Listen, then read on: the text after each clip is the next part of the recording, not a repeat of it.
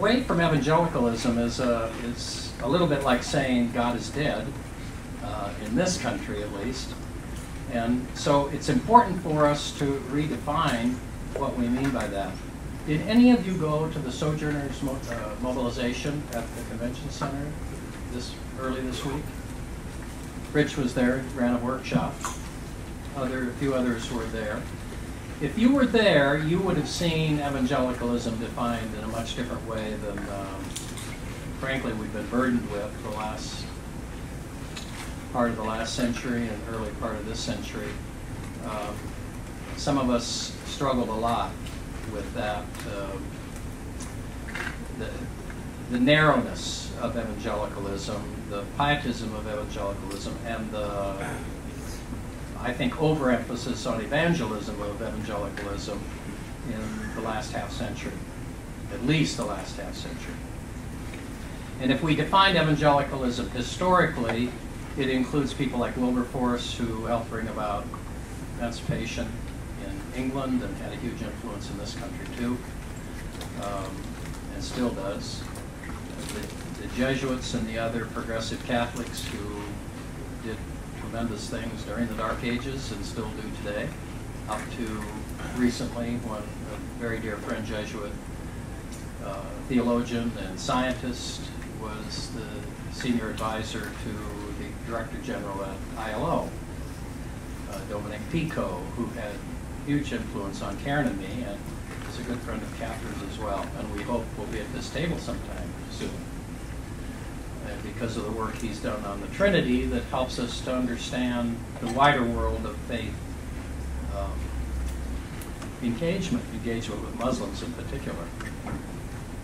And the evangelicalism that came out of the Great Awakening, that was focused on the needs of the poor. And Karen and I both had a faith experience in our teenage years with an organization, an outreach organization that shall remain nameless because we struggle a lot with the theology of that organization. And particularly when I was a speaker at the camps of that organization, I discovered the harsh reality of coming face to face with more narrow evangelicalism that was a burden to us, and I think a burden to the church, frankly.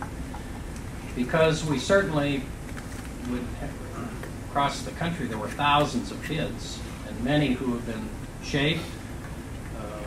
in their beginning experience of faith, but who then didn't grow much further because they didn't understand the social implications, the justice implications of the gospel. And when I was a camp speaker at one of the camps where thousands of kids went every summer, I faithfully proclaimed the creed of the faith, that Jesus is the incarnation and that man's in need, and the cross is sufficient for all, not only those that understand it, but for all, and that we have to make choices about whether we are or are not going to be faithful people in the kingdom of God. But if ever I raised the issue of the larger community, or took a day out of the camp week to go do social action in the community at the mental hospitals, working with the county maintenance people, or reaching out to the poor in the local community, I got myself in a lot of hot water, because that wasn't really part of the gospel in the narrow understanding of the kind of evangelicalism that sort of grabbed the heart of the right-of-center church in this country, and continues to in the growth of the independent church movement and the mega churches.